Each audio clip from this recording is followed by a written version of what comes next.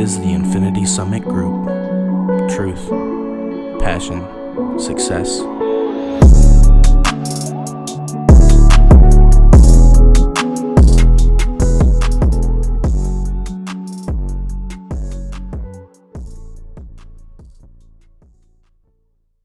Hello everyone, and welcome to another episode of the Infinity Summit Group. Today is December 12th, 2022, and my name's Xavier. I'm Logan. Jesse. And Noah. And today we've got a special guest on, my friend Ian Short, that I work with at No Name Saloon. So, Ian, tell us a little bit about yourself. Just a brief summary. Honestly, man, I just kind of live life day by day, I got my routine, got my friends, I have a certain way that I look at life, and I think that's mainly just, striving to be successful in any way, shape, or form. Doesn't even have to be money, just have to be, the best person that you can be. So I just try to live by that. Okay. Hell yeah. So, how did you come to Utah? Let's start with that. Oh, man. You weren't born here, huh? No, I'm from St. Louis originally. But I was actually at a music festival, EDC Orlando, like maybe 7 years ago. I took my girlfriend there after we'd only been dating for like 3 months. So it was like our first, we didn't even know each other, really. It was crazy because we had started off long distance.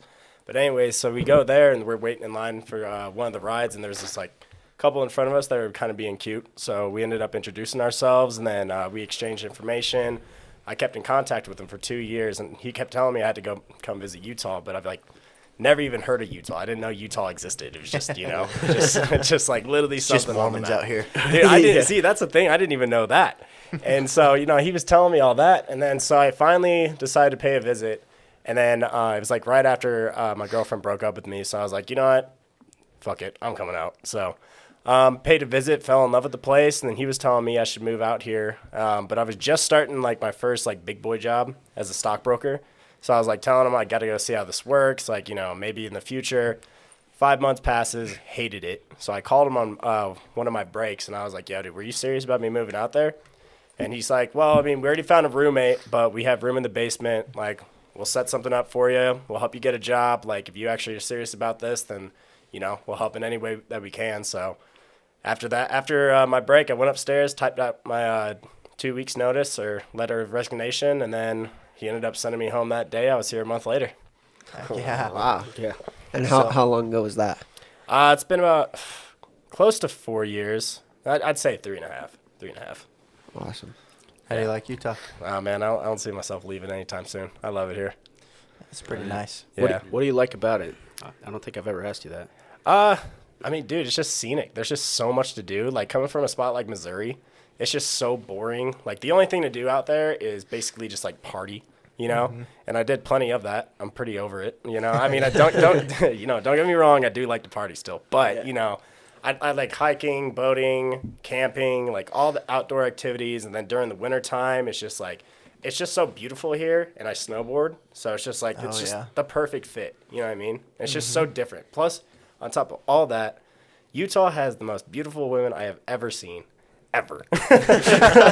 Yeah, I think there was actually a study showing that we were ranked like one of the top states or places in the world with the highest concentration of beautiful women. Yeah, I've It's seen weird. That. Yeah, even Dan Bilzerian, he's said that. Yeah. He's even said that. Like, he's traveled all over, and he's like, I don't know what they're feeding the women out in Utah, but like, wow. So are you dating someone out here? Are you married out here? No, I don't really believe in marriage, but I just got out of maybe like a 1.5 year relationship or something like that about 3-4 months ago. So right now I'm just kind of single, talking to, whoever comes through my path. Now, question for you. You say you don't really believe in marriage. Is that the government institution of marriage, or is that absolutely you committing to someone for your life marriage? No, yeah, it's the government part. Like, okay. I totally believe in having like a special someone that, you're supposed to, like your life partner, that you're supposed to do things with.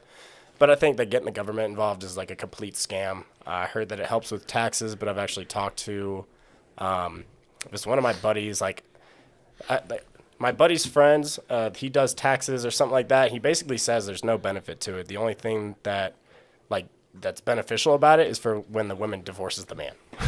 And that's because the woman gets half your stuff. So I just want to keep that separated and, live it like that. Yeah. If you're just doing your standard 9 to 5, I mean, when you can combine your standard deductions, it's nice, Yeah. right? But outside of that, as far as taxes go, if you've got your own business or anything like that, you can figure it out. Yeah, exactly. So, go ahead. Oh, I was gonna say the first thought that I had when you said you don't believe in marriage is monogamy, or I'm pretty sure you like bounce around partners. What are your thoughts on that? So So monogamy's having one partner. yeah, yeah. Oh, then what's the? Polyamorous. Polyamorous. Yeah, Yeah, that Or one. polygamous. yeah. Or polyamorous. Yeah, polygamous. I think polygamous ties into like the actual religion, right? And then it's like Yeah. polyamorous if you're just like you want to be in like an open relationship or whatever. Yeah, open Yeah. relationship, Yeah. I guess. So funny enough, I was all about monogamy. You know, I don't believe in cheating. I still don't. But I'm more into like an open relationship type deal. Yeah. Like where you have your one person that you love and care for and actually, do life with, but, it's just kind of human nature to have sexual attraction towards other people. And as long as you're able to communicate that with your partner, then I think it's completely okay.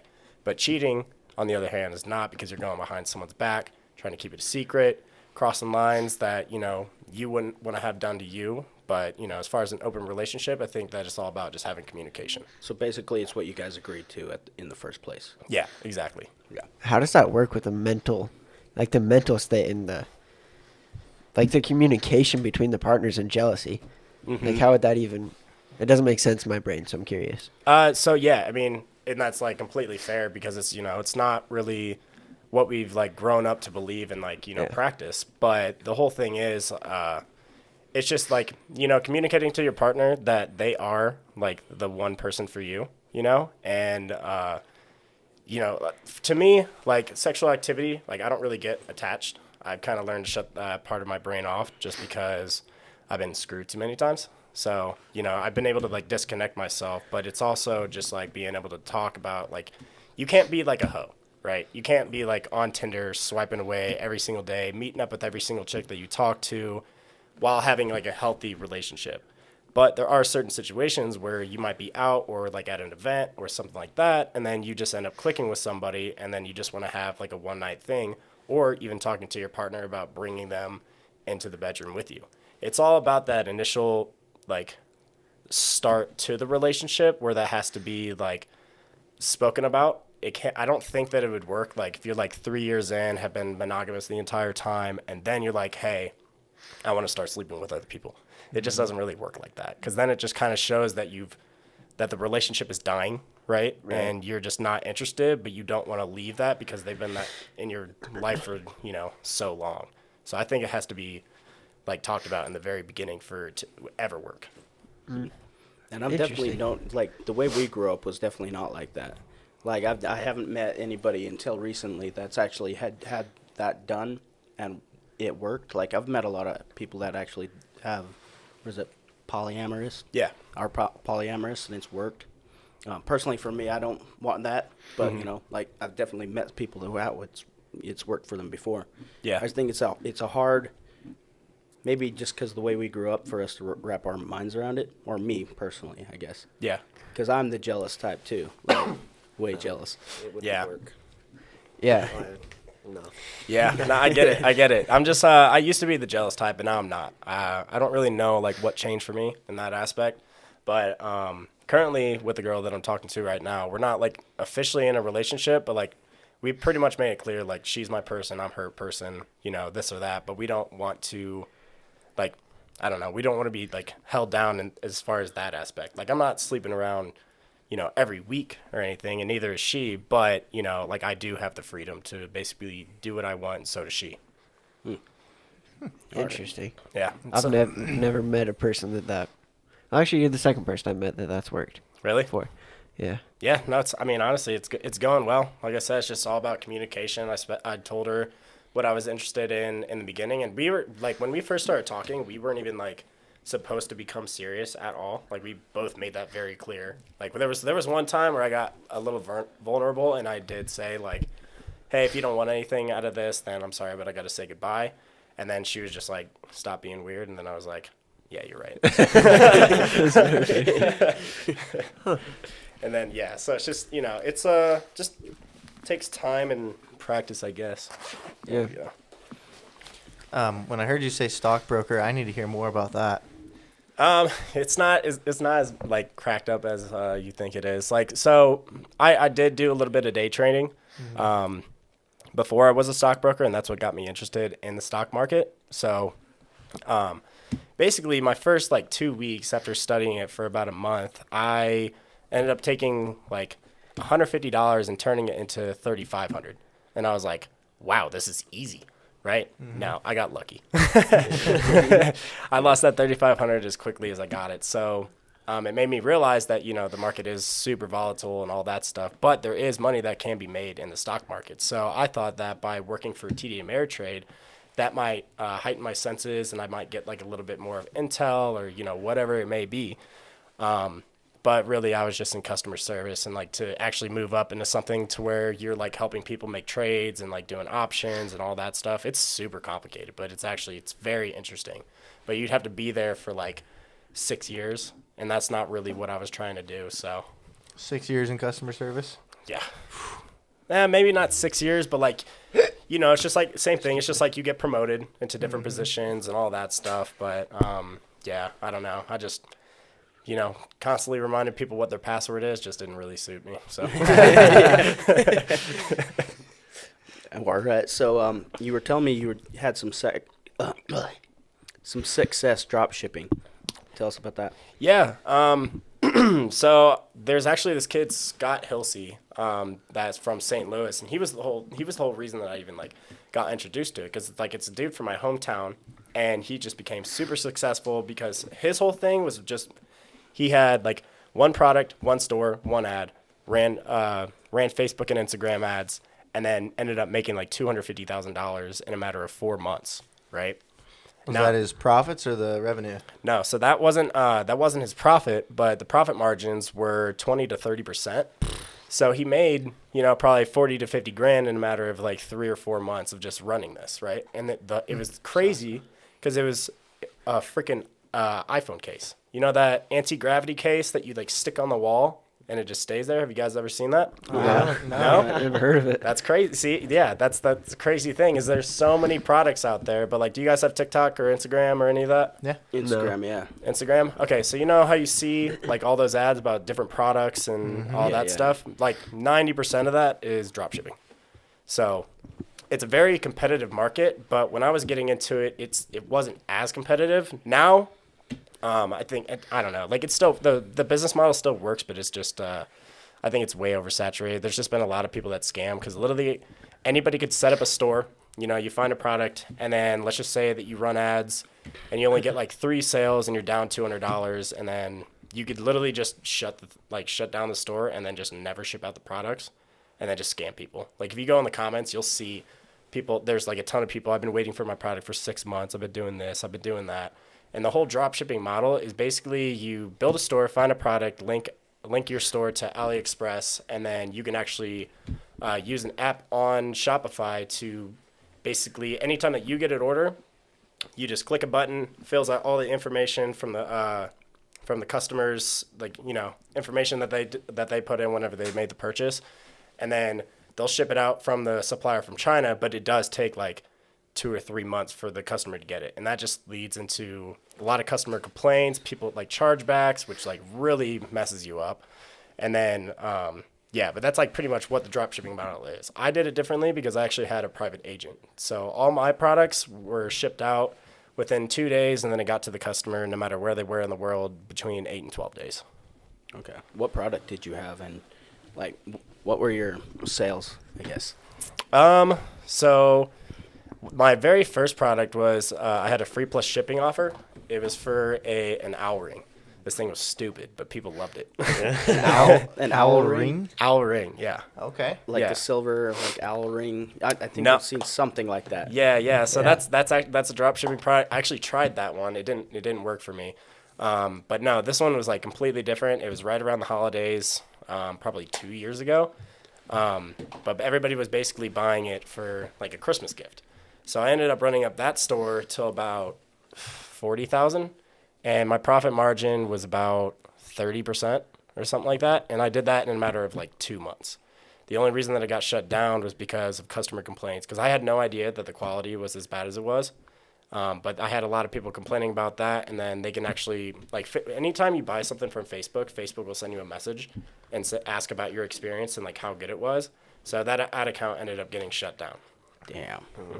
So how do you actually choose what product to use So or that's to sell? that's the whole skill behind it, because running ads and all that stuff is super easy. All you got to do is just, like, punch in interests, or, you know, on TikTok it's even easier, because all you have to do is just pay someone to create ads for you.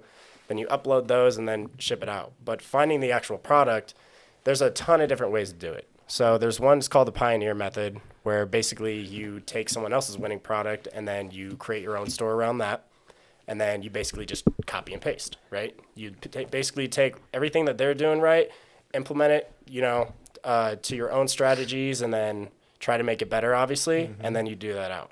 And then there's a couple other methods where you can go on AliExpress, and then, you know, right now it's winter. So, like, heated gloves, heated jackets, heated car seats, snow gear of any sort, like, you know, anything that fits the description of the season, that's kind of what you want to go for. So you go throughout the filters, you find products that are unique, problem solving, and, like, attention grabbing. And then basically you could either just, like, that's the kind of products that you want to find. Low orders, brand new, and something that nobody else is selling. That's when you get, like, that's when you hit huge numbers with huge profit margins and all that stuff. But then there's also softwares out there to where you can go in and then you can spy on other people's ads. Same thing. You want to find something that's, like, new, not saturated, that's working for somebody else, and then you implement that into your own, and you try to get there first. So there's a lot of different, like, ways of doing it. I found winning products just by scrolling on Instagram, saying that looks like something people would buy, and then trying it, and then it worked. Wow. Okay. Cool. Okay. And why was the reason you stopped overall? Well, one, so, like, I had all this money, all this free time, but I didn't have any friends. I had, like, 3 friends out here because, you know, basically all the jobs that I did have, they just weren't, you know, like, they weren't social or anything. And then I had my 3 friends who were always working. So I just didn't have anything to do. So I ended up quitting that and then going to the bar just so I could actually meet people. And then I was going to get back into drop shipping. Well, the last product that I ran was this gaming console. And it was, like, the first high ticket product that I had. I was selling it for $129.99. I had a couple upcharges for if they wanted to buy, like, more controllers, all this stuff. Well, then that's when I ran into an issue with my supplier, and I ended up getting a ton of chargebacks because it was just, like, they were all defective. And it basically, I went from making a shit ton of money from that to, like, losing all of it because I had so many chargebacks. And what happens when you have a chargeback is, like, let's just say that the purchase order was for $129, right? If somebody goes to their bank, says that it was a scam, fraud, whatever else, or they never even ordered it, which a lot of people do. A lot of people try to scam companies, which is absolutely insane. All you have to do is call your bank and say, hey, I never made this purchase order, and they'll just take it back. They'll just give you the money back, and then they go after you. And then you have to pay a $15 charge on top of what the actual charge was. I didn't know that. That's crazy. Yeah, it's insane. So that kind of just put me under, and I just got sick of it. Like, I just dealing with all that stuff. I mean, I outsourced a lot of it, like customer service, and pretty much what I was doing. Like, I would pay somebody to create my product page. I would build the website because it's super easy, but the actual product description was just, like, tedious and annoying. And I had this one guy, if I sent him, like, 10 products, he would charge me $8 per product, so it wasn't really bad. So I did that, and then all that, but it was just dealing with the chargebacks and having to deal with, like, getting your account unbanned, which is a huge headache. And I got scammed from, like, 2 different mentors, so I just kind of I just have, like, a bad taste for the entire industry as a whole. So it's just not something that I want to get back into. There's just better ways to make money out there. Okay. And so going to that, what do you think is the better ways to make money? Like, what's your plan right now? I remember you talking to me at the bar of, like, kind of what your next move was, and it kind of sounds interesting and kind of sounds profitable. So yeah, so my next business adventure, I'm hopefully going to be starting this in mid-January. But have you guys heard of Turo? You guys know what that is? No. Yeah. No? What is it? It's a trading platform, right?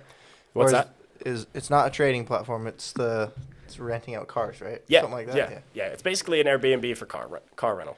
Okay. So basically what you do is, if you have an extra vehicle or you want to buy a car to list on Turo, let's just say, so, like, I just got this this Jeep Cherokee. It's a 2015. You want to get something like, a 2015 to like a 2018 to start, something that's like only $15,000 to $20,000, right?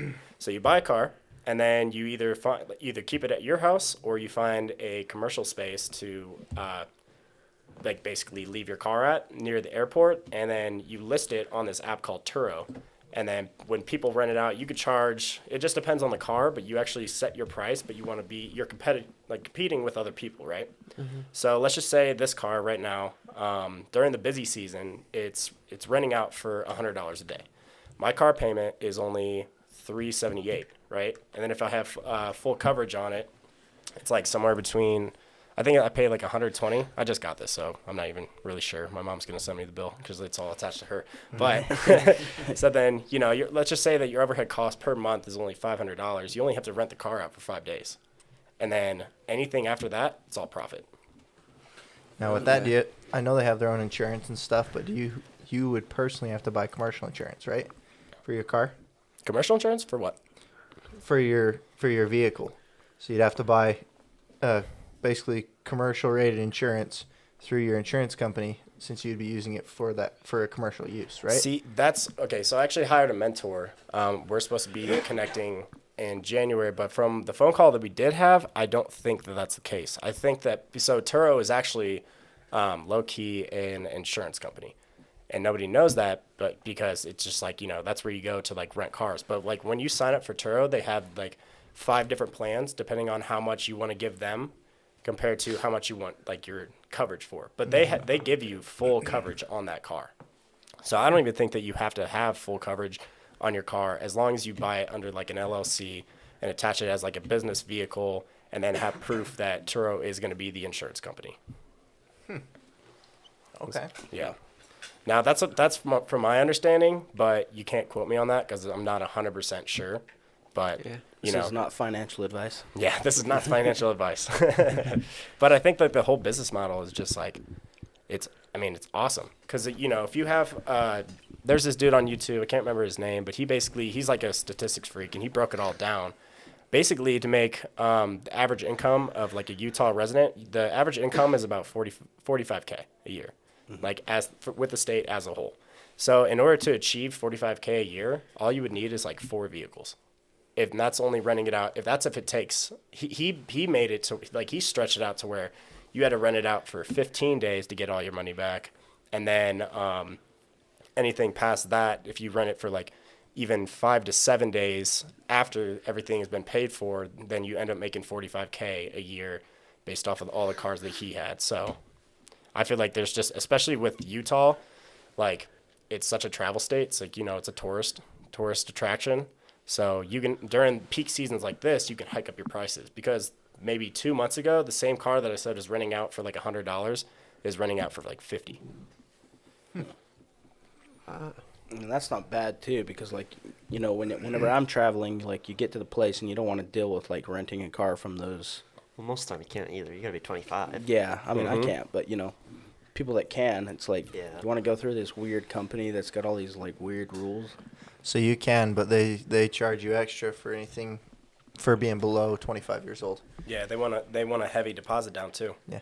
Even being married or anything. Like, I asked the guy, I was like, hey, this is the last time I rented a car. I said, hey, listen, I'm married. I have a will to live. I'm 24, please. And he's like, no, we still got to charge you the extra. All right. That's Yeah. fucking stupid. You ever look into U-Haul? Because I know a lot of people like rent a U-Haul pickup truck. That's like $50 a day. Yeah. For real? Yeah. To instead go of- travel? No, yeah, just go to a new city and rent a truck for a day, instead of renting a car. I never even thought about that. I didn't But either. But that could probably work. I just know that they have like a certain amount of miles. So Right. it'd have to be like accustomed to like what you're actually trying to do. But like, that might be a life hack, my boy. It'd be pretty cool if it works. Yeah. Yeah. What other business ideas do you have? So once I get that going, if it works, I want to use that as a staple, for income. I'm still going to be working at the bar, but then I want to get into Airbnb arbitrage. You guys know what that is? I've never heard of That's arbitrage. pretty cool. Yeah, arbitrage. So basically, you find. So actually, the apartment that I'm living at right now, it's like there's a bunch of condominiums, and they're all owned. right? So people either own it and live in it, or they own it and then they rent it out.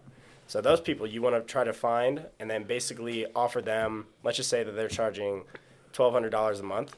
You basically ask for their permission to like co-lease it and turn it into an Airbnb. So they get their money, and then you typically want to offer them more than what they're asking, just for allowing you to do that. But then you throw 10 to 15K into like decorations, making it like super cool, and then you list it on Airbnb. So you don't have the debt. You don't have to worry about basically saving up a ton of money in order to buy a home or whatever else. You just basically get to use this other person's property, deck it out, and then list it on Airbnb, and then you get you basically get profit of whatever you make past what the rent is and utilities and whatever else. And then paying the landlord on top of that. Yeah, exactly. Okay. It's not a bad idea. Yeah, it's something that I kind of want to dabble into, but I've also, so like on all my feed, all I see is like entrepreneur stuff. So like there's a ton of stuff that I want to do, but like, Yeah. have you guys seen the RV rental? You actually reminded me of that. RV rentals, no. Yeah, so basically you can get an RV for like $70K, putting no money down. I think this guy was like running into all the numbers, but he said like one RV could make you like $40,000 a year just by listing it on there, because you could charge $500 a day. I believe that. We've rented them before for $250, $300 a day. Yeah, exactly. And like so you could do that during the week, but then on the weekend when it's like, you know, in high demand, you could charge even a little bit more. It just depends on how nice the RV actually is. Cool thing about RVs and trailers is they'll also give you a 15-year loan on it. So it's a very cheap payment. That's what it was. I think in the U.S. you can get it 25. Oh, no shit. Okay. Yeah, I'm pretty sure. I just recently watched this video, but I know in like Canada it's like 10 to 15 years, but in the U.S. they'll actually give it to you for 25. That makes more sense, because I was thinking that the actual like payment for it was like something like $500. I'm like, 500 for like $70,000. That doesn't make sense, but you're right. No, yeah, they take them out. I know a guy who just bought a $65,000 trailer, and he got a 15-year loan, so his payment's like 400 something. Yeah, see, that's crazy. Cheap. Yeah. You can get that back after one rental, you know? Yeah. Yeah. Or maybe even two, you know? Maybe even two. But then you have 28 more days to make a profit on it. Yeah. So Hell yeah. Sweet. Have you been through a winter at No Name before? I feel like you were there last winter. yeah, last winter. Okay. So, how long do you plan on staying at the bar? Just until all these other adventures kick off? Yeah, that's why I'm going to be working 5 days a week, not taking cuts, and basically just stacking, because the goal is to only work there for like one more year, and if I could do it in less, then that'd be even better. Right. You know, I do like the bar scene. It's fun, but being a bartender and working like night shifts, it's so hard to build relationships with people, because you never have time to do anything, and the most time that you are off is when they're working. So, you know. That's true. What's some of the craziest shit you've seen at that bar? Man, I don't know. There's been a couple fights. I've seen people yak and then just try to like cover it up with snow. But we haven't had any like crazy things. I don't know. Not lately. Do you have a story? Because you've been there longer than me. Shit. No, not really. Not recently. I would say it was a lot crazier before. I was telling you guys how I saw my manager pick somebody up by their throat and throw them on the ground. That Greg? was pretty, yeah. Oh yeah. That was my first year there. I was still at the door, and he's like, stay at the door. Stay here. Walks outside and grabs this kid and like throws him down on the ground. I'm like, holy shit. I did not know he was that strong. Picked him up big? off the ground. Craig? Yeah, he's huge. He's a big man. You can compare him to like Sasquatch. Yeah, that's what that's what Hudson calls him. Sasquatch. Sasquatch. Yeah. He's just a big dude. Like he's just like naturally a giant. I think he's like 6'3", probably 250 plus pounds, and like the size of his hand, he could probably hold on to like 2 freaking basketballs. I'm not even joking. Yeah, If that was possible. Fucking Like, massive. And he's scary as shit, but he's super nice. yeah, Like when I first got interviewed by him, I was like, oh my hell. yeah. Just got a deep booming voice, and then he's like really cool. So did you end up joining the bar scene for the social aspect, or just for a place for some money? I mean, both. Like, so I didn't know that we got paychecks at No Name. I was used to. I've been in the service industry for like probably 10 years now, and it was always cash. So like, even if you're making like $700 a night at No Name, it's still going on a check. Like Right. you could be working at a place that pays cash, and if you're making like 500 a night, you're coming out way more on top because you don't have to pay that in taxes. Mm-hmm. So Okay. I was doing it for the money, but also the bar people are like, those are my people. So Yeah. I didn't want to go to a restaurant because then you got to be all proper. Like I've done fine dining, that sucks. I just would rather be myself, and like No Name was just the spot where they basically said like, you have to be professional, but like if someone's messing with you, you basically mess with them back. Like you don't have to take shit. Whereas if you're like in any sort of restaurant scene, it's like, if somebody complains about something, you just have to be like kiss their ass. Yeah. It's just not who I am, and not who I want to be. That's why I don't want to be in the corporate world. Sure. Yeah. It definitely gives you a lot more freedom to be who you are, and I think the customers appreciate that because, you go to a regular restaurant or any other bar and everybody's just kind of doing their job like zombies. You go here and you see people actually having fun and like, dancing around and giggling, and it's fun, and people like have commented on that. They're like, dude, this is so entertaining just watching you guys. Yeah. Really? So yeah. So, and it depends on who you're working with, obviously, if you gel with the people. Yeah, we have this bartender, Max. This dude's been bartending for like probably 30 years, right?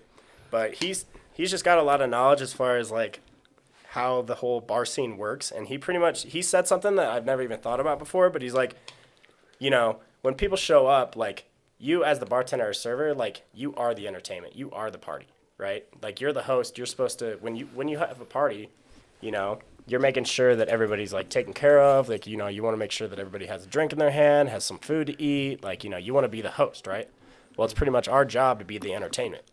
You can't just like go up to people, drop off a drink, and then walk away because you're not going to get tipped. The whole reason people tip you is because of the good service. Sure. And so it makes it fun because you actually get to meet a lot of different people. Like some people suck, I think it's like as a whole. Yeah. Like most people pretty much suck.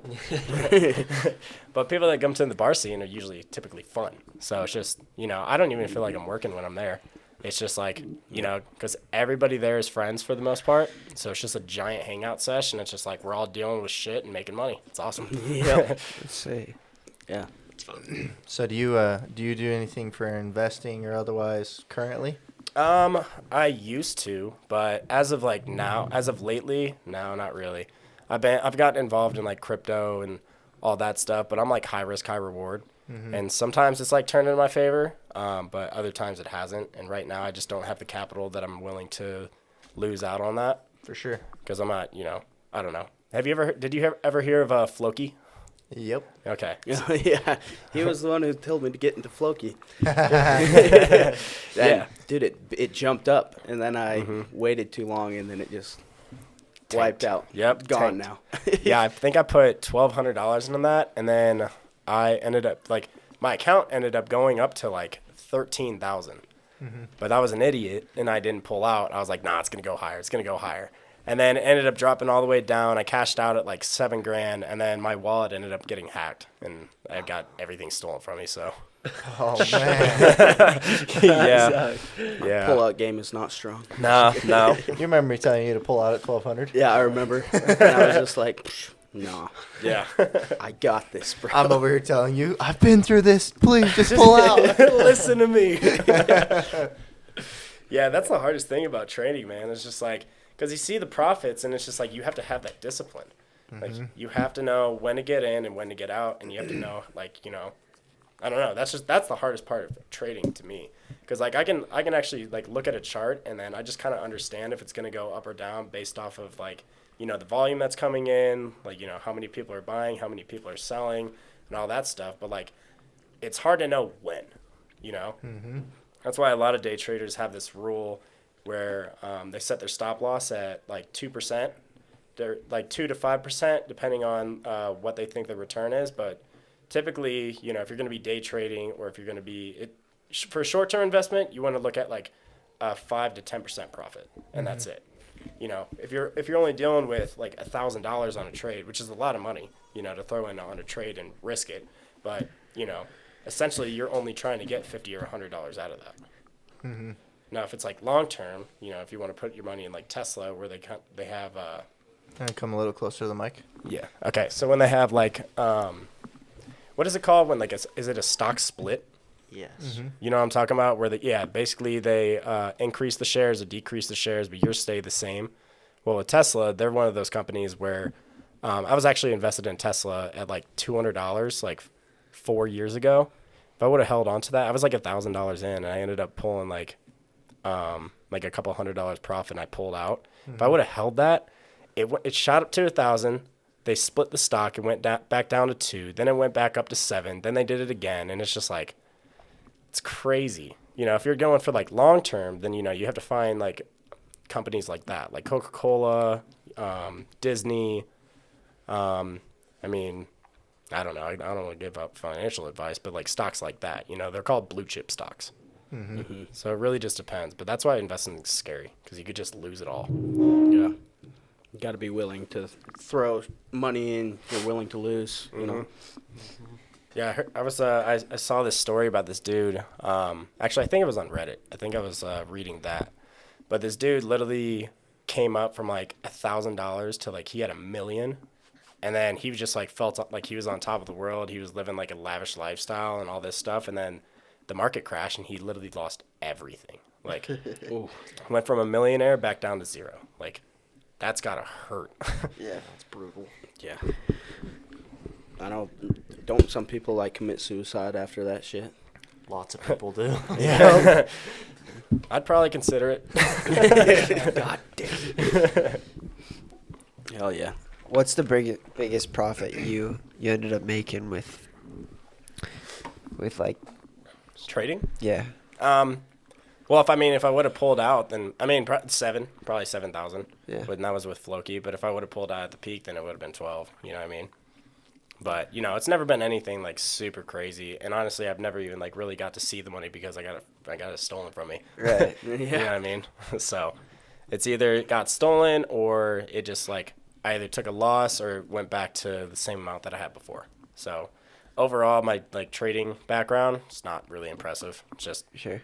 I've had my wins, but I've also had my losses, and it's pretty much just evened out. So it's just been a learning experience, you know? That's called paying tuition. Yeah, right? Yeah. Exactly. Oh yeah. So what are you doing right now, like in terms of just day-to-day life? What's your schedule, routine? How are you going about life and attacking it? So right now, so like I said, I snowboard, but this year I decided to not buy a pass because I just want to be super work focused.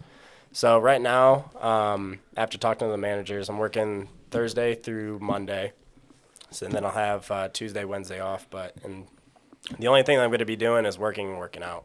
So I want to focus on, health and wealth pretty much for the next 4 months. Pretty boring lifestyle. I got somebody to entertain me, talk to and all that stuff. But other than that, like, not really looking to find new relationships. I'm not trying to, do anything with that. I'm just trying to put my head down and work. So, Hell yeah. yeah. It needs to That's good. happen. I don't know if you've listened to any of our other episodes, but we always bring up with our guests look into mutual whole life insurance policies. Have you heard about those? I've actually been looking into it. Yeah. Okay. So we use those and utilize them for our investments and whatnots, Mm-hmm. and they're very beneficial. What have you learned about them? We'll say. Not much, to be honest Okay. with you. I just know that if you do, it's like it's whole life, right? Or whole term or life term. Whole life. Yeah. Whole life term? Okay, yeah. So I know that if you do that, then depending on how much you pay a month is like how much you get like through life insurance, but you could pretty much you could borrow against that at any point in time, right? Yep. And it doesn't count against your credit. Yeah, exactly. So it's like you're getting a loan for free, essentially. Kind of. Not for free, but like, you can't go to a bank and request $100,000 and not expect to, be paying out the ass for it. Yeah, and you don't take a loan out against your death benefit. You take it out against your cash value. Yeah. So, okay, yeah. I heard that. How long do you have to actually have the policy before you can borrow against it? You can borrow against it first month if you want. Immediately? Yeah. So how it goes is if you're just paying the minimum amount for your policy, say it's $200 is your minimum, then you won't see any cash value for probably about the first 3-ish years because they recoup their costs up front, right? Yeah.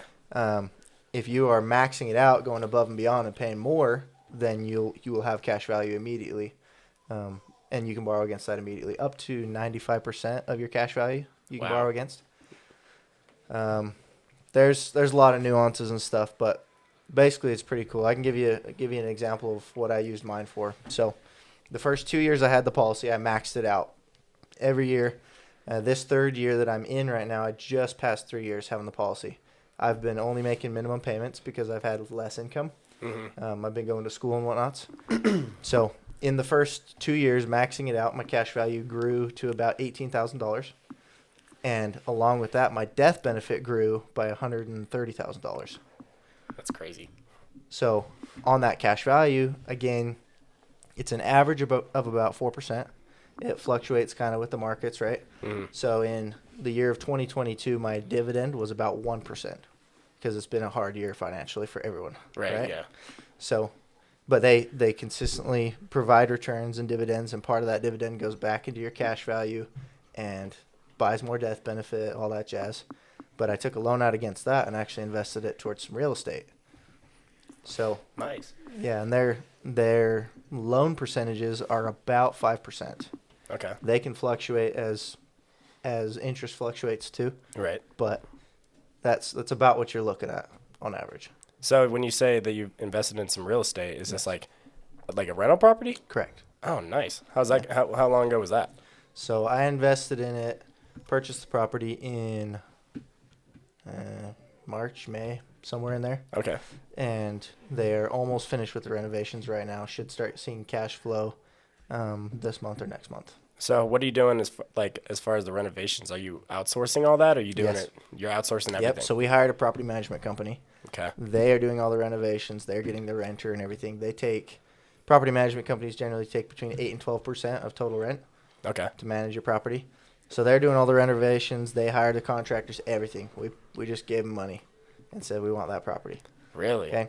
So what we're hoping is a forced appreciation of about 20% on the property. Mm-hmm. And that's we own the property outright. So it's going to be fairly good depending on what the rent actually is. Expecting a cash flow of I don't know, $700 or $800 a month for. And that's your profit from That's it? not my cut. That's Okay. total. Total. Okay. Yep. Yeah. Yeah. My cut of that is going to be about a third, so $250, whatever. Yeah. That's assuming we decide to hold the property because we cashed it out. Yeah. It was like $60-something thousand total. Is that for the renovation? Or That's is everything. what? That's everything. This is in Ohio. It's a property in Ohio. Oh, okay. So Yeah. this is like a completely different It's state. not in Utah. Yeah. Yeah. Okay. Okay. Could do the same thing in Utah, but the numbers in Utah don't make sense right now. yeah. So at least not the profit margins that I like to see. No, I completely agree with that. So that's why you like outsourced everything and hired like a property Yeah. management. See, I was wondering that because I've watched a couple YouTube videos about getting your first investment property, and it's funny enough, this dude actually mentioned Ohio, and it was like the same thing where he got the house for like $60,000 or something like that, and then he was talking about just like renting it out for what it is, or maybe even finding a buyer. I don't know. It was like an hour-long video, but it was very interesting. But I'm just like, I was thinking, I'm like, how are you doing this from a completely different state? You know, how are you getting everything ran and managed and all that stuff without having to fly back there every other week? hire a property manager. That's interesting. That's really good information right there. So have you guys actually ever been there? Nope. See, that's so cool to me. Yeah. I think that's so dope. And if I did, I could write it off. Yeah, as a business trip. Yep. Exactly. Write Taxes. it off against the income. Taxes. Yes. So- I want to learn all like the tax tricks.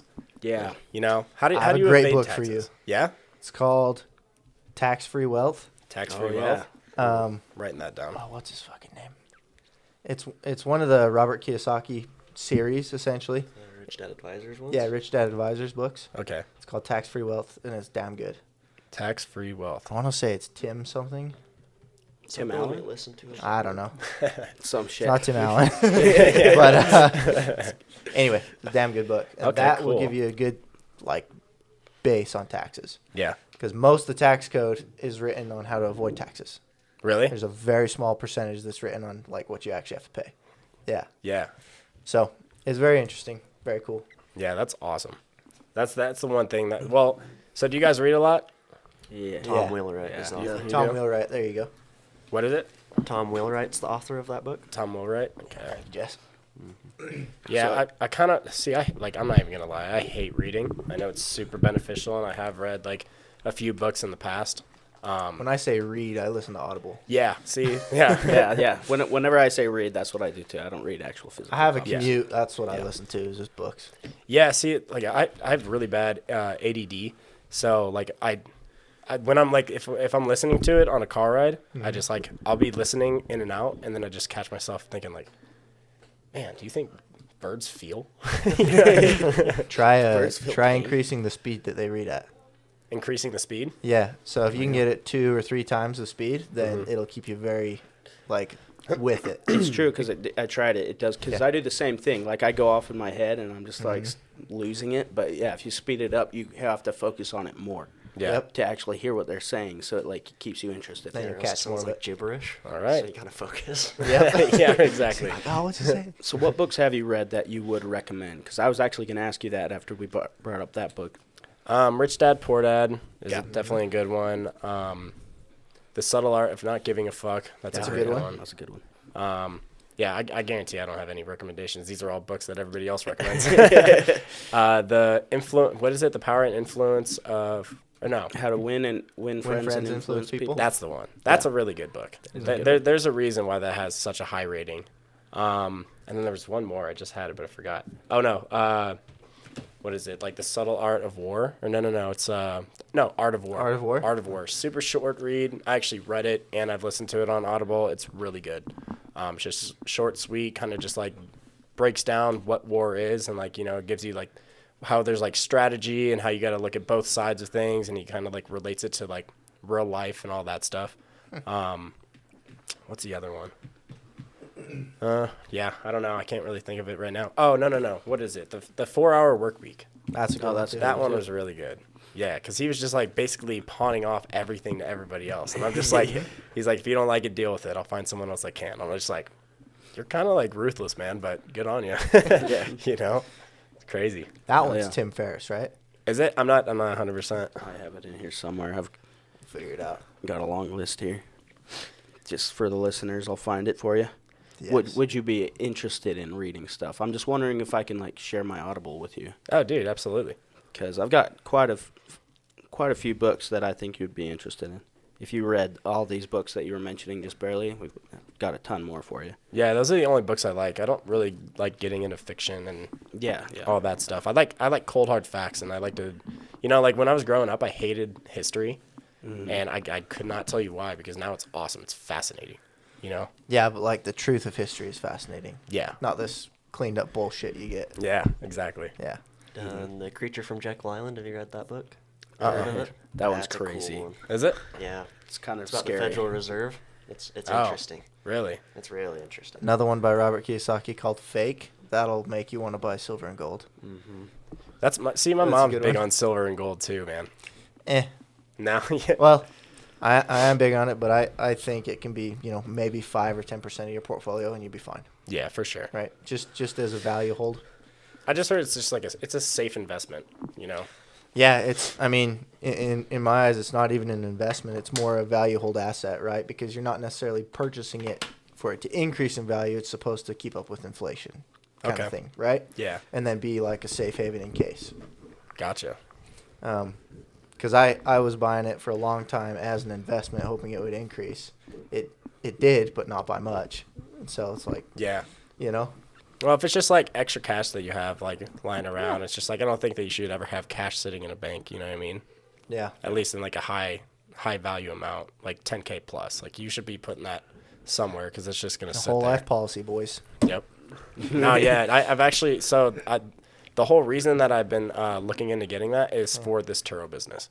So, Okay. but everybody was telling me I was supposed to have a phone call, but my friend ended up like pissing me off. She sells like home auto rental and something else, and so I told her to like reach out to her friend to reach out to me and talk to me about like getting life insurance because I wanted to use it towards Turo. but everybody was telling me that you had to wait like 3 years. I'm like, well, you know. No.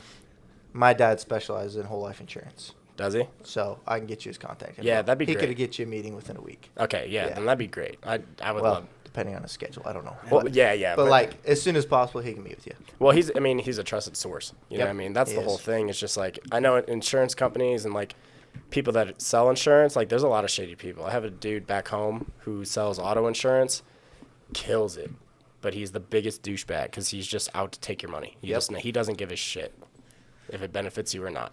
Yeah, so my dad's actually an insurance broker, so he works with like a bunch of different companies. He's not subservient to one, right? Yeah. And we actually all three got our insurance policies through him, and he always approaches it as what's best for the customer, regardless of the commission, because he just loves doing it. Yeah. So- See, that's awesome. Yeah. He's a good guy. That's a real good guy. guy. Well, he Yeah. sounds like a good guy. He's You know, awesome. if he Yeah. doesn't really care about the commission, you know? He still does make good commission when he makes a sell, but it's Yeah. And that's not why he's doing it. We don't make any commission off this, by the way. No, we Just don't. think it's a good idea. Yep. Yeah. I only tout it because I've used it and it's fantastic. Yeah. You know? Yeah. That's it. No, I mean, if you're able to buy a rental property, like, good on you. Congratulations for Thank you. one. That's awesome. I'm yet to see cash flow, so don't hold your breath. Well, you know, that's the thing, man. You gotta, if you want to see like a return, you gotta be willing to take the risk and go in full force. And real estate is a very, very good way to like make money, but it's also like terrifying because of the dollar amount. You know, at least I think so. Yeah, it's got a high barrier to entry. Yeah. At least in most cases, yeah. Yeah. Worst case scenario, I'll just file for bankruptcy. Whatever. I'm just kidding. Not kidding. Now let's talk about credit. Yeah. No, I know. Yeah. Right. Well, let's talk about credit. Are you fairly good with credit? I was, and then I got scammed, and it just kind of ruined it. Okay. I had I don't know if it was, no, it's not 820. It was like a 765, maybe 780 for like pretty much, because I had credit as soon as I turned 16 because I was like co-signed with my mom. So all of her purchases and like on her credit card had my name on it. So she was doing like, It's a dangerous game. yeah, well, she was the one that was using the credit card. Like she used it for like her everyday things, but I was attached, and that was just to get me started on credit. And then as soon as I turned 18, that's when I started getting my own. And like I never missed a payment. Like I usually went over just by like maybe $10, you know, just because I had like, you know, it's beneficial, and I didn't really use it. I used it for like gas. Yeah. Or, you know, if I wanted something that cost like maybe $150, and I wasn't making money back then. So it was just like, yeah, I'll just use that and just pay it off. But then I don't even want to talk about it, but I will. Basically, when I moved here, I got this like job. I was looking for like stay-at-home jobs because, you know, I hated, like, honestly, I just hated going to work with all the jobs that I've had. So I wanted to try to find something new because I have I'm a double major, you know, on paper. So I figured that I could find it. And I think some scammers were able to like basically track down that I was like, you know, Google searching that. And so they reached out to me, and I was like what's called a buyer's assistant. They basically sent $5,000 to one of my credit cards, had me purchase a bunch of stuff on Apple, and then ship it out to somebody. No. I saw the check come in. I didn't even know that this was like a thing. But so literally I had the money in my account, and then as soon as I bought it and I shipped it out, they basically... Voided the check? Yeah, exactly. Oh, fuck. Yeah, so I ended up being over, and my paychecks were like, so okay, the credit card was like had like a $2,000 limit on it. I maybe owed like $1,000, maybe a little bit over. So after these purchases, I was like $5,000, or I owed $7,000 on a $2,000 credit limit. Woo-hoo. Yeah, so it just plummeted because of that. And then I was making like, my paychecks were only like $1,200. So I couldn't Hard afford to dig out of. Yeah, I couldn't afford anything on top of that. So that basically shot it down to like, I think the lowest was like $550. Yeah, it was rough. No, actually, no, I think it was lower. I think it was like $530. But now I'm at I think I'm back up to $690 or something like that, maybe $7. But So best way we found to build credit, if you're curious, have 4 lines of credit open. Use less than 30% on any one credit card. yeah, Okay, and then, you know, pay it off every month. Don't carry a balance, things like that. yeah. That'll build your credit very, very quick. That's one of my main focuses too. Is that's like why I want to work so much, is because I'm just trying to get rid of all of it.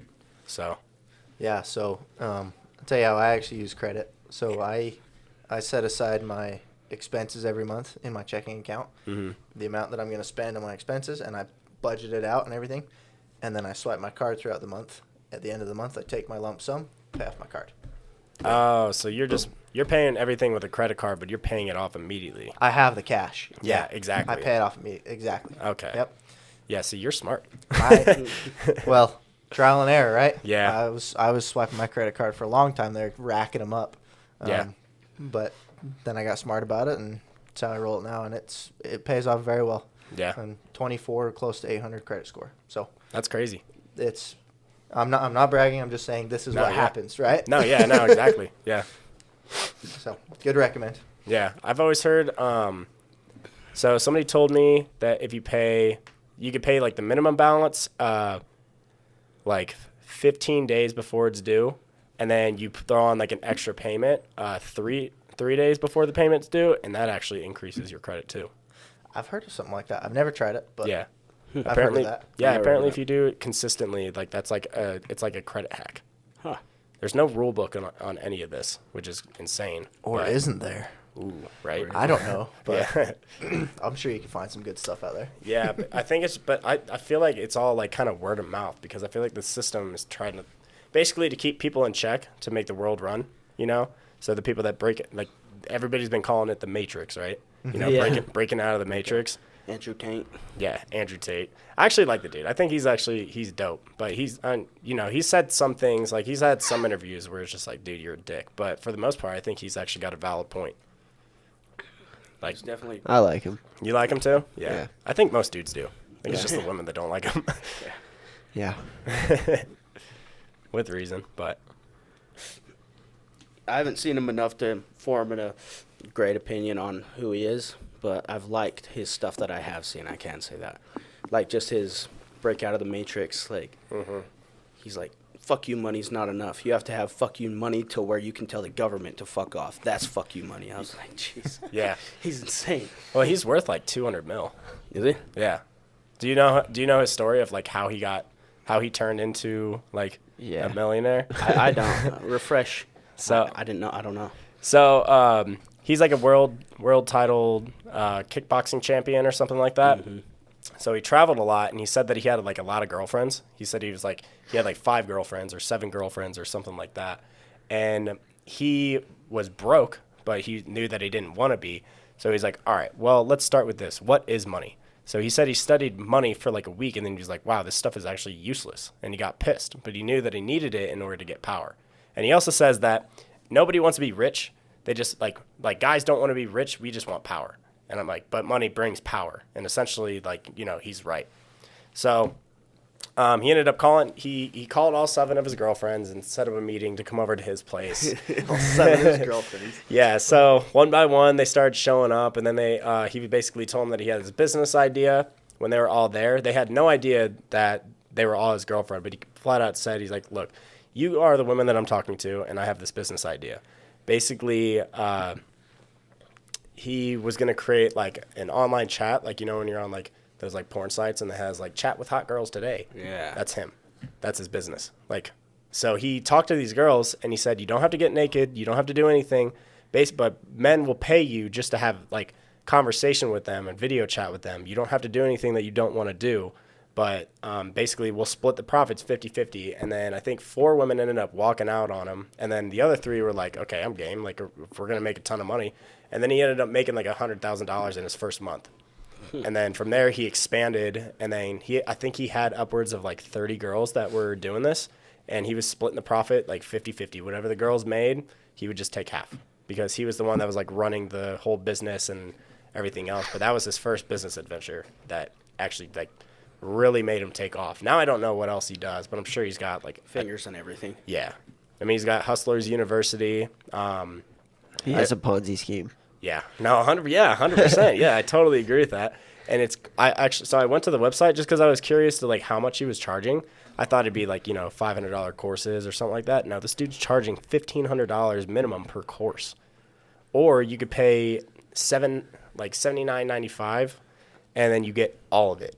But it's like, but people are paying for this stuff, you know. Yeah. So that's one of his sources of income. He still has the webcam business, and then who knows what else he's doing. But he's worth a lot of money. He's the original OnlyFans. Yeah, pretty much. That's crazy. I didn't know that. Yeah. He just all of a sudden came out of nowhere, and he's like a boxer, and I'm like, how the fuck? Who are you?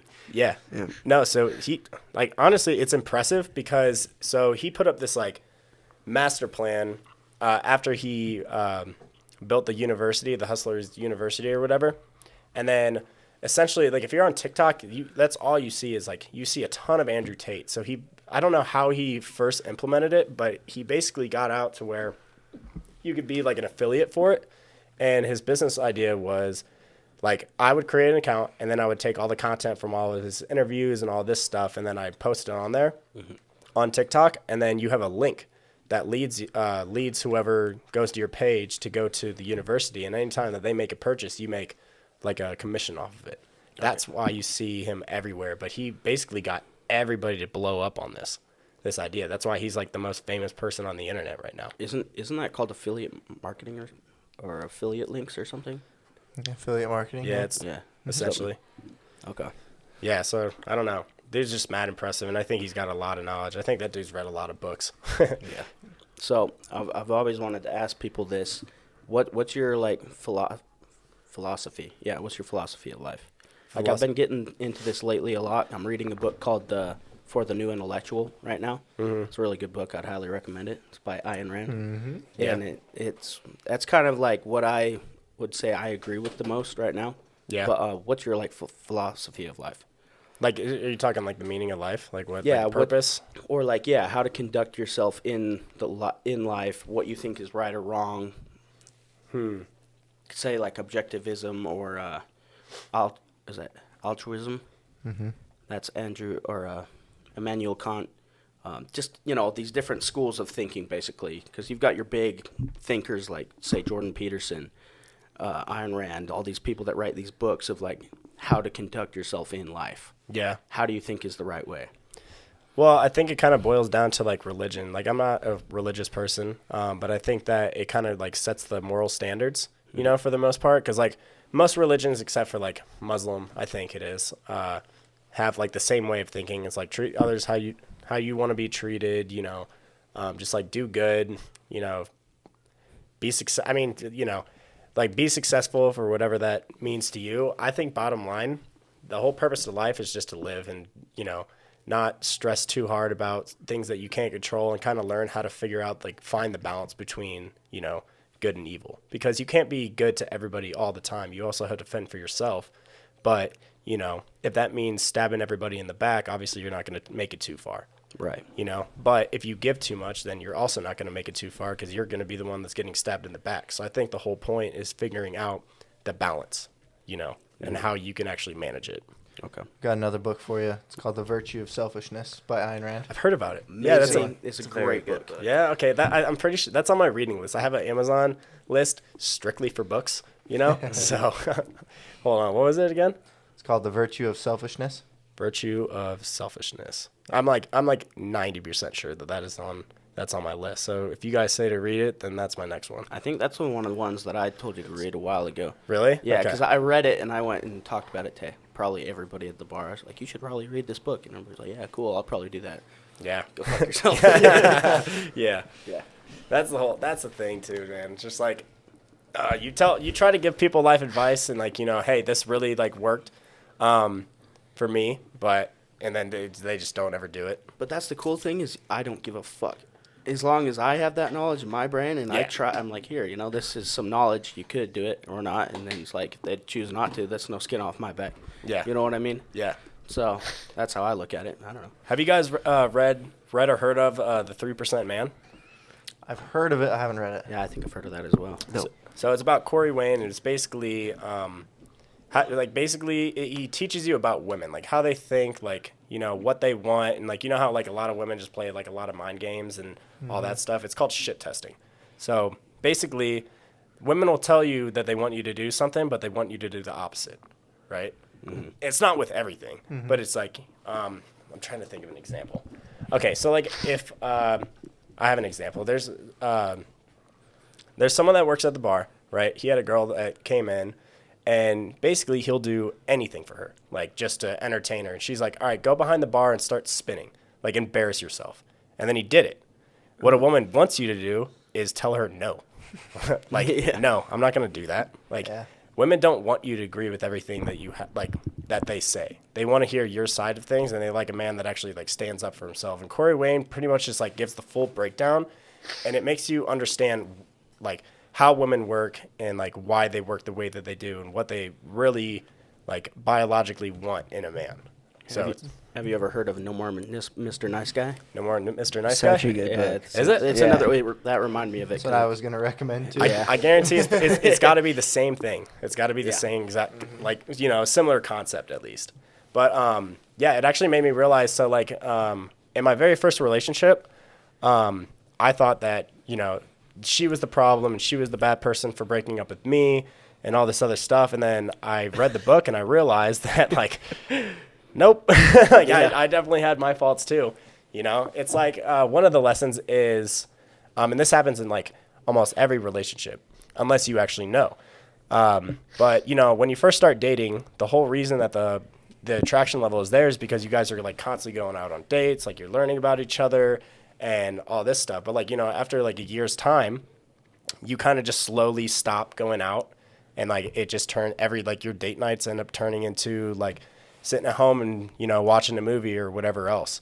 Well, that's why women lose attraction, is because you're not going out. Like, women want a reason to be shown off and, you know, going out to have fun, even if it's just going to a restaurant, you know, or going to freaking Applebee's for $1 margaritas. You know, it doesn't matter. They just want to be taken out and, like, you know, go out on these fun dates. But, you know, after a while, you just start thinking it's like, oh, I don't really need to do that anymore. Like, you know, she's my girlfriend. She loves me for me, yada, yada. It's not true. You're going to lose her if you stop doing all those things. Yep. But there's a lot of really good lessons on there that just like kind of like set me back and was like, huh, you know, had no idea that that's what women wanted. I used to entertain every woman's thoughts. I used to be the guy that wanted, like, if someone told me to go spin behind the bar and embarrass myself, I'd be like, okay, yeah, it'll make her laugh. Let's do it. You know, I'm confident. Like, no, you know what I mean? That's tough. Yeah. Well, so I'm not going to say a name, but you know the guy that we work with. I think I know who you're talking about. Yep, he really needs to read that book. Yeah. He really needs to read that book. I feel like I should reread some of those books as well. Dude, I've read The 3% Man like 3 times.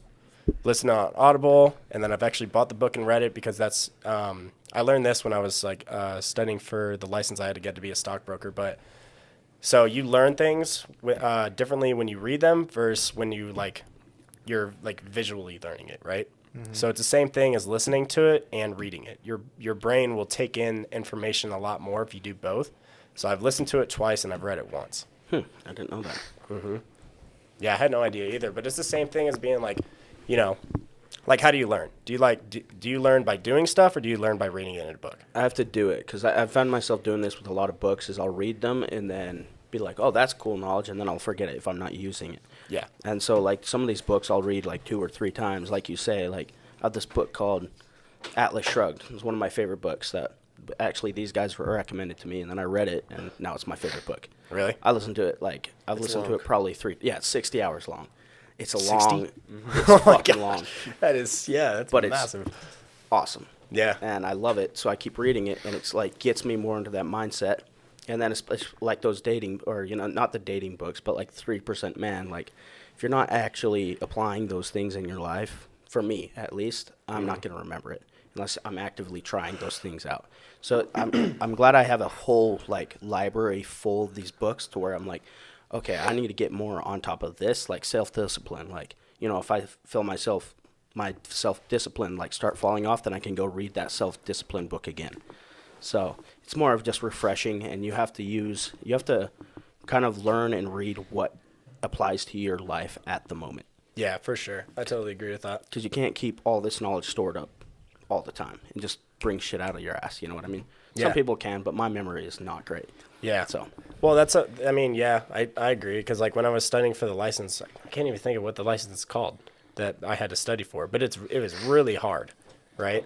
And then I learned pretty much everything about the ins and outs of like the stock market and like, you know, the different types of trades and all that stuff. Like options trading, it's so difficult to even understand. Like if you buy a call or sell a put or something like that, like, you know, it's very confusing. And by the end of it, I was a master, but since I haven't been implementing any of it, I forgot a lot of it, Yeah. you know?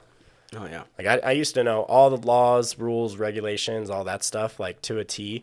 And because I haven't been implementing it, it's just become like, you know, an empty space. So like I just, you know, I have no purpose for it. Yeah. Exactly. Best option strategy I found was called the wheel strategy. Have you heard of it? I have heard of it. I forgot what it is though. Yeah, essentially you sell puts below what the price of the stock is, essentially, until you are assigned at the price that you want to get in at. Mm-hmm. And then you have the stock, and then you sell calls against the stock at higher than your cost basis until you're assigned again. Yeah, because you're leveraging. You're making money either way. Yeah. Yeah, exactly.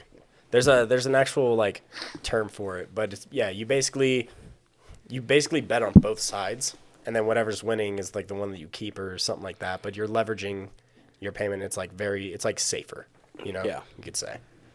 He was telling me all about it when he first discovered it, and it was so confusing to me. It's I was so just like, confusing. no, I'm gonna lose all my money if I do this. Yeah, right. There's a YouTuber that makes all this super simple. It's his name. His username is called In the Money Adam. Okay. Oh, It's yeah. like a young dude, probably mid-20s, that teaches about all these different trading techniques and options, whatever, and like fundamentals of the stocks, all that. It's like really good. Really? Yeah. You know what's crazy is, so when I was working at TD Ameritrade, the whole reason that I got into trading stocks was this one YouTuber I used to watch, Ricky Gutierrez. You guys ever heard of him? No? He's huge on YouTube. Actually, I want to see how many subscribers he has. He is the biggest scam artist that I've ever like came across. So he trades live every day, and he knows what he's doing, but he makes most of his money off of selling his course. Because I was looking at his year to dates, and he's down 50,000. He was down 50 grand, like midway through the year. So this dude doesn't actually make any money off the stock market. He just he makes money by telling people that you could do this. I wish there was like a site or like a thing you could go to like rate different YouTube people and these different courses, people that have tried it. That's a business idea. I was literally about to say that. That's a business idea. Yeah, he has 1.9 million subscribers. Okay. Yeah. So and he sells his. I bought his course. It's a pretty halfway decent course. I think it was like $300 or something like that. That's kind of where I learned like the basics and everything. But this dude promotes, you know, so much about how he makes like a ton of money off. Like he makes over $1,000 a day every single day that the stock market's open. And then you look at his account, and then you know, he's negative. And I've actually commented on like his like Instagram posts and all that stuff. I'm like, what's your year to date? It's deleted every time. he deletes it. He doesn't want people to see that. He only wants to see the positive. Mm-hmm. It's crazy. So many scammers out there, dude. It's insane. Yeah, right. And there's another. I can't remember what this other dude was, but it was the same thing. He promoted his course and all that stuff, and then you look at what like all of his trades, and he lost like damn near every one. Like he's not making money. It's crazy. Robert Kiyosaki is very similar in the fact that he makes a lot of money selling his courses and whatnots. Mm-hmm. But the actual knowledge that he gives you from his books is not very. It's very general knowledge. Yeah. It's not anything specific. Yeah. So. No details. Yep. It's a good for me when I read it. It's a good inspire. Makes me want to go in and like try to find investments, but it doesn't like show you how to do anything. Mm-hmm. Yeah. Yeah, that's how I see it. I don't know. Yeah, I think if you're ever going to get into any sort of business, you should find a trusted mentor and then outright hire them before you even get started. I think courses are like a good baseline to kind of give you like a good understanding of what the whole business model is. But essentially, you're always going to run into problems and not know how to solve them. And that was my issue with drop shipping. So I got a couple courses, and they're all pretty much the same. They teach you how to do it, but then you run into problems, and you try to go through the course, and you don't know what to do. Mm-hmm. Like, what happens when this happens? Or like when I got my my ad account banned, like that was my only source of income, and then I just like lost it. You know what I mean? And then I had to go through a huge struggle of just trying to figure out like what I could do to get it back. And there was no video, there was no YouTube videos, there was no anything, there was no answers. But as soon as I hired a mentor, he told me right away, you know? So I could have saved myself a huge headache. So I think if you're ever going to start a business, just find a trusted mentor that has like good reviews on whatever.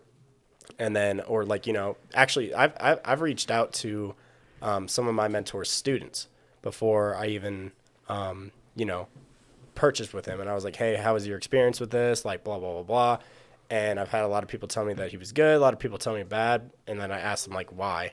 But that's how you kind of find, like, a trusted mentor, right? I don't know if there's any other way to really do that. There's not, like, a website you can go to, hiremymentor.com. Well, You know, that's like- a good way to not get scammed is do your research on everything. Everything before you do it, do your research. Right? Yeah. Well, this Turo mentor, so I actually found him on TikTok.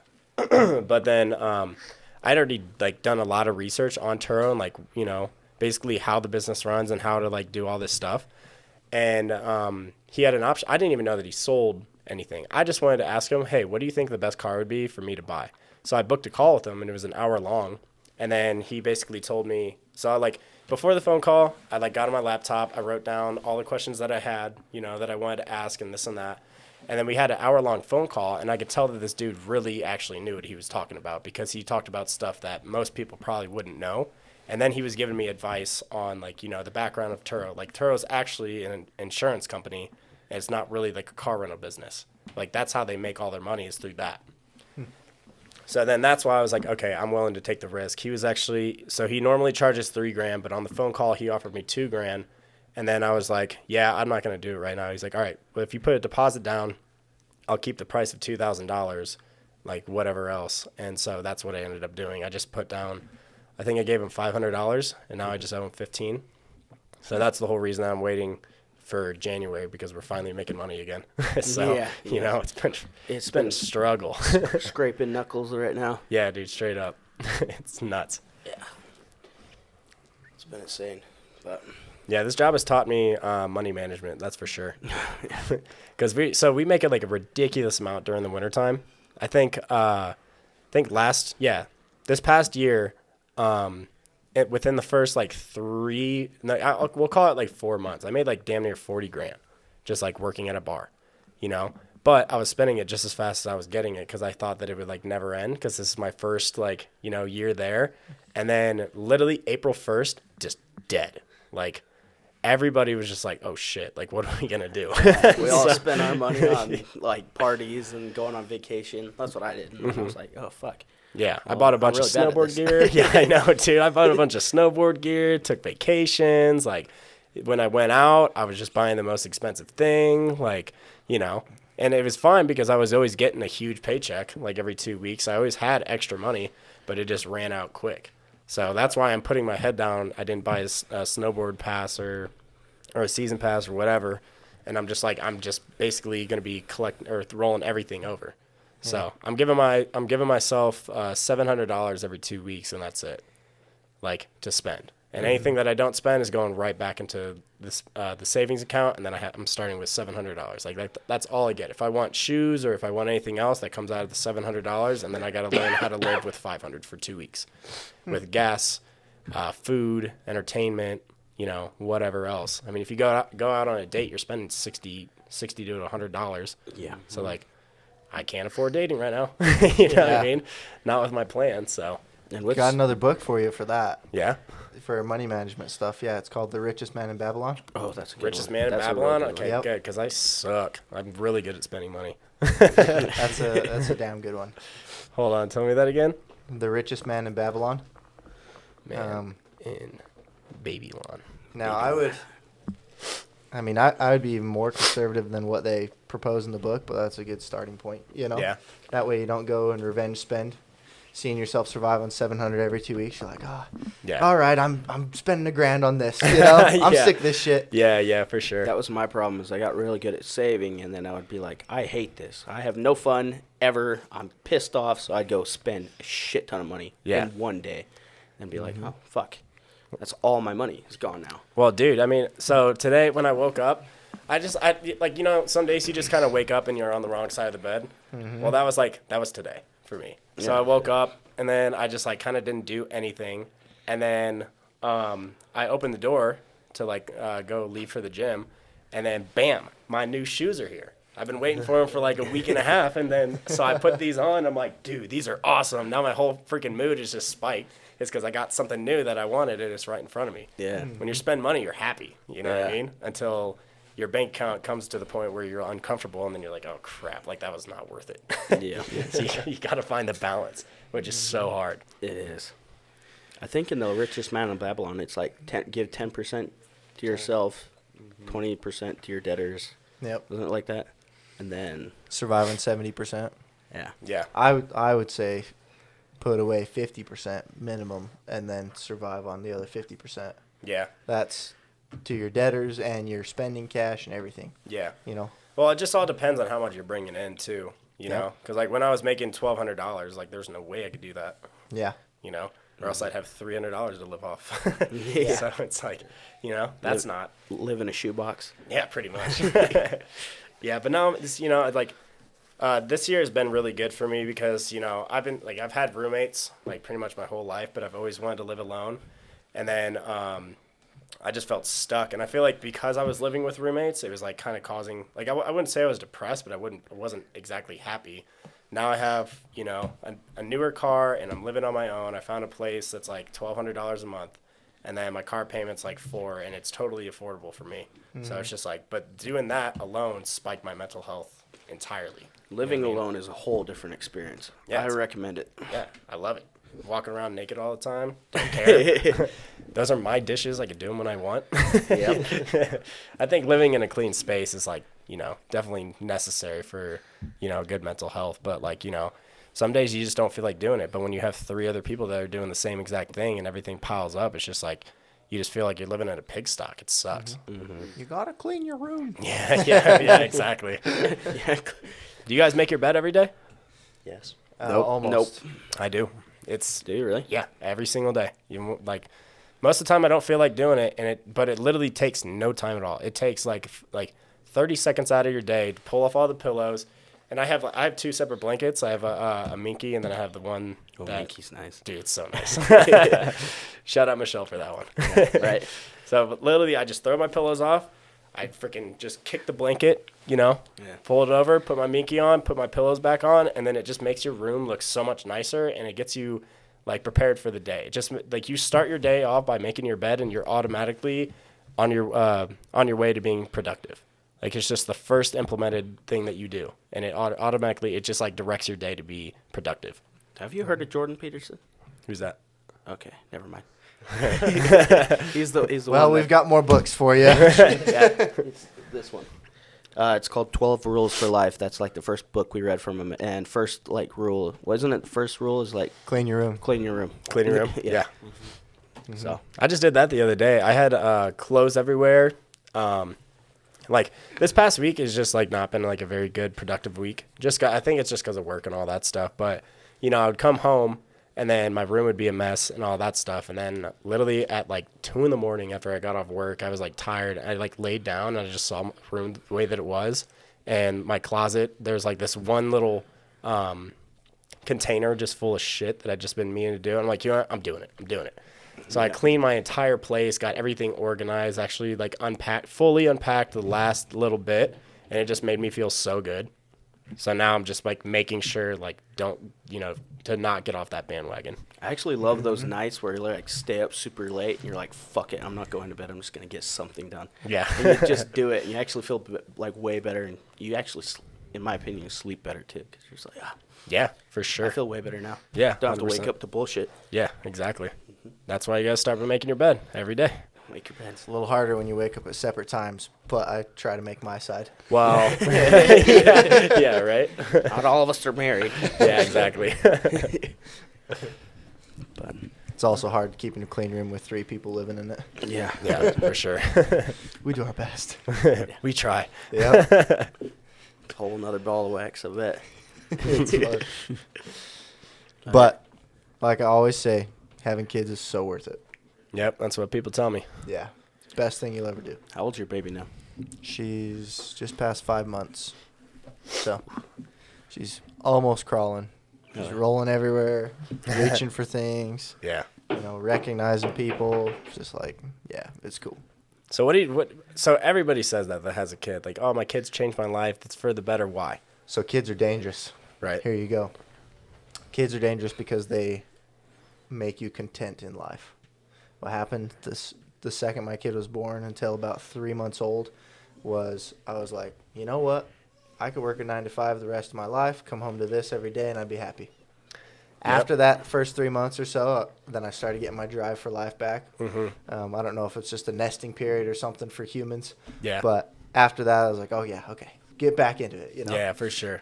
That first 3 months, that was dangerous because you're just like, I don't want to do shit but work and come home to this. You know? For sure. For sure. It's definitely interesting. You got a lot to – it's a hard transition from being just married to – or with a partner to having an extra kid. Mm-hmm. You got a lot less time for yourselves, both separate and together. Yeah. And a lot more time goes to the baby, right? So it's a hard transition, but when you walk in the door every day and your kid automatically smiles as soon as they see you, it's just like, that's fucking worth it. Okay, Yeah. this is worth it. Yeah. Yeah. I can see that. It's Maybe great. someday, But that's also why I'm not trying to be in like a very serious relationship or like even looking for marriage. I mean, I'm old, I probably should buy the books, but I want to make sure. That's why I'm trying to like get this business started and like try to do that because I want an entrepreneur for a living. I want to be in complete control of like how much income I make instead of being like capped. You know what I mean? So I think once I have this business and I can actually start getting into Airbnb and all that stuff, then I'd probably like be more open to like settling down and getting more serious and stuff. And I said, I did say like I'm into like I think open like relationships or like I think personally it's healthy, but if it came down to it and like I was actually set up with like I was making passive income and it was like pretty much like I was set. Like my goal is $10K a month. I don't think I'll be happy and when it like ready to settle until I'm making $10K a month. I think from there I could be like coasting, you know what I mean? Mm-hmm. But then maybe I'd probably be interested in settling down, having a kid and all that stuff. It's just because I grew up super broke. Like my parents did have good jobs, but then they both got laid off and then everything just went to shit. Like life was just so hard. I had holes in my shoes that I had to fill a shoe goo. And then I had all my friends who were in all these sports. I couldn't do it. I couldn't play it. And so I just don't ever want to, I don't want to give my kid that same life. Was that during the '08 stuff? Yeah. That before that? I think it was. No, Okay. it happened in, that just made it worse. That happened in, I think 2005 because I was in 5th grade because my parents ended up separating and then, because they lost their jobs, we had to sell the house. I had to move into a trailer on my uncle's property that I don't even think my mom paid for. I think my uncle paid for it. But even then, she was like, she went from making like, $80,000 a year to like being a dental assistant. She ended up going to school, then became a dental assistant, but she was making like $14, $15 an hour. Like it wasn't anything, And then my dad would obviously, he worked his ass off. He was working like 80 hours a week, so he says. And then he would pay child support, so we'd like have that to live off of. But like, it was hard. And like, being a kid and not really understanding life and like, how money works and all that stuff, you're just like, why did my friend get the new skateboard and like I can't, why does he always have like shoes without holes in them and I can't, I can't. Yeah. And essentially it's just like, because you don't have money. I think that's honestly because of my childhood, that's the whole reason that I'm like striving for like, what I'm going for. Is because being broke is a lot harder than being rich. Yep. It's hard to become rich, but it's also hard to be poor. So, choose your heart. Yeah. Yeah. I heard that somewhere. Who said that? I don't know. I know what you're talking about. Stay hard. Stay hard. Yeah, right. There's a lot of people that say it though. It's like choose your hard. Yeah. Like everything that's worth doing is hard. Getting a dream physique is hard. Sticking to a diet is hard. Going out and starting a business is hard. It's scary. But scraping by to pay rent or actually being able to eat like high nutritious meals instead of eating ramen because you can't afford anything else, that's a lot harder in my opinion. Yeah. I'm totally high risk, high reward, but you know, I've learned risk management over the years, you know, just from all the stupid shit that I have tried and all the money that I have lost from it. But you know, it was a great learning experience. Yeah, and it's great. It's great with you being still young and single and everything. It allows you to put away a lot of money and, you know, just sock up like crazy. Live now like nobody else will, so that you can live like nobody else can. Yeah, exactly. A few years down the road, you know? Exactly. And I partied a lot when I was like in my early 20s. You know, I was spending like pretty much every dollar that I made, but I had a hell of a good time. And, you know, no regrets. It's like, I thought it was, I had a lot of fun. I made a lot of memories, but now it's just like everybody gets to a point where, you know, it is time to settle down and it is time to put your head in the game and just like really start to grind, you know, because essentially you only have so much time before, like, you know, if you want to live like, because, you know, if you don't settle down and get married and all that stuff or find like your person, like you're going to be lonely when you're 40, you know, then the rest of it gets a lot harder. Yeah, who will be by your deathbed? Yeah, exactly. You know what I mean? That's what I feel like I struggle a lot with No Name is, and I'm not saying it's hard for everybody at No Name, but I feel like it's a vacuum, you know? Every night when you have a night where you're just like, fuck, there's nothing to do, you know, instead of working on something that I probably should be doing or like staying in and going to sleep, getting some good rest, I'm like, oh, I could just go to the fucking No Name. Somebody's going to be there that I know that I can hang out with, and then somebody's always down to hang out, and it's like, it's just a cycle. Yep. You know? Yep, I've tried quitting drinking more times than I can count. Yeah. And it's because you get to the end of the shift and they're like, do you want a shot and a beer? You're like, we'll start tomorrow. Yep. My thought with that is I'm like, fuck it. I'm not quitting. I'm just going to be like, I'm not going hard anymore. I'm not going to black out. I'm not going to drink until I'm doing stupid shit, which I still have done, but I've definitely cut back. Yeah. So much compared to what I used to do. Yeah. So. Same. No, totally. Yeah. I've had problems with alcohol, especially after my dad died. I thought because I was working like, you know, I was working a full-time job and basically I was waking up and going to work and getting my work done. I deserved to, you know, drink a pint every night because I would wake up, you know, I did my work. I did what I was supposed to do. And then I would also be working on my, I was learning drop shipping at the time too. So I like kind of just justified it in my head. And then it turned into me having like a serious alcohol problem. Yeah. And I didn't even know it. That's the crazy part. I just thought that, like, you know, I deserve this drink because I did this or, like, you know, whatever else. It sneaks up on you. Yeah, it totally really does. Yeah, it totally sneaks up on you. Fuck. Yeah, 100%. Can't sleep without it. You know? Yeah, exactly. That's what it came down to is, like, you know, I needed it to sleep. Yep. And, like, that's horrible. It sucks. Yeah, it sucks waking up hungover. You just learn to deal with it. Yeah, it becomes, like, part of normal shit. Just going into work, like, hungover, they're just like, what's wrong with you? It's just like, it's hungover, and they're like, oh, okay. Yeah, especially this is not normal. Yeah, no, especially working at a bar. It's like, you know, it's just like it's more accepted there too. Yeah. You know, because like everybody does it. You know, like you know, especially with our schedule too. It's just like we don't have like the Monday through Friday. We have like we work when we're scheduled type deal. So we have our certain days off. You know, so it's just like I think that like being a bartender or being in the service industry is like it's really good because you learn social skills. You learn how to like time management and all that stuff. And then also you make a shit ton of money, you know, for like basically hanging out. Like, so it's really good if you want to, like, it's not something that you stay in forever, but it's definitely good to like give yourself a head start in order to do something like more beneficial, you know, like starting a company or something else. Cause like if you're 40 years old and you're still doing the same shit, like where you're just pouring drinks and doing all that stuff, like by the time you're 60, you don't have a 401k. You're completely in control of everything as far as your retirement plan and all that stuff. And most people don't, just because like it's just not like the type of industry where people really focus on that because it's quick money. Yeah, you know, especially if you're walking out with cash. I mean, if you make like, that's why I was never worried about money in my early 20s when I was like in college, is because, you know, if I was running out of money, all I had to do is pick up an extra shift and then I have an extra $200, you know? Yeah. So, and it's cash. It's right there. I think there's a way to play it smart where you can, like, just do it and it turns into a 9-to-5 cycle of paycheck to paycheck, depending on how you do it. If you can do it, my thing right now is trying to find the balance of doing it correctly. Yeah. You know? And we're still on the journey, but we're getting there. Yeah. Dude, slowly. I mean, honestly, as long as you're like willing to learn and, going for it, like the only way that you could ever lose is if you stop, you Yeah. know, like you do something like Andrew Tate actually said this too. So this dude just has like a shit ton of money. And have you guys seen those like crypto games where you like drop the ball and it'll either like take away your money or you like 10x it or like 100x it or whatever? I've heard about those games. Have Yeah, you, I've have you ads. seen that? Well, eventually, if you just keep playing, you will 100x your money. So it's like, he's like, whatever, it's 10 grand. Like I could do this. I could play forever and eventually I will hit the jackpot. You know what I mean? Yeah. I mean, I'm not saying that's like good financial advice, but like the principle behind it is as long as you're trying, like eventually you will win.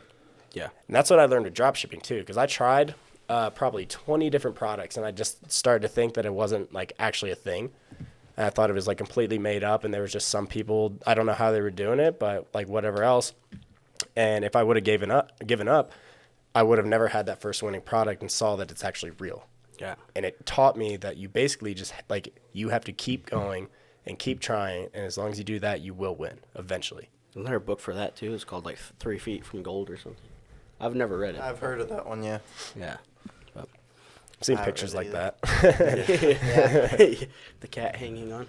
Yeah. There's like the dude that's like, he's like mining and he gets super, like the dude next to him only Yeah. dug like 3 feet and he found like this tiny diamond. And this dude digs down like 10 feet and then he gives up. But like this much away is a giant rock, Yeah. It's a powerful image. Hell yeah. Yeah, it is. Do you have any parting advice for the listeners tonight? Parting advice? Yes.